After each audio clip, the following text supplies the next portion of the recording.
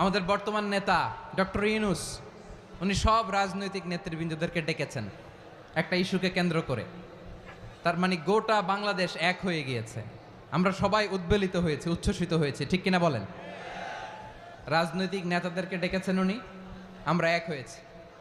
এরপর ধর্মীয় অঙ্গনের যে লিডাররা, বিভিন্ন ধর্মের, শুধু মুসলিম না, সবাইকে ডেকেছেন, আমরা ঐক্যবদ্ধ হয়েছি। এটাকে বলে ন্যাশনাল ইউনিটি, জাতীয় ঐক্য। যে কোনো ধরনের কনস্পাইরেসি, ষড়যন্ত্র, আধিপত্যবাদ মোকাবেলায় জাতীয় ঐক্যের চেয়ে মোক্ষম হাতিয়ার আর নাই।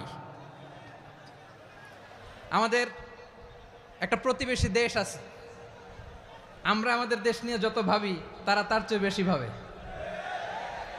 কথা বুঝতেছেন না? আরো ভেঙে বলতে হবে। হ্যাঁ, আমরা আমাদের দেশ নিয়ে যত উদ্বিগ্ন, এদের আরো টেনশন বেশি।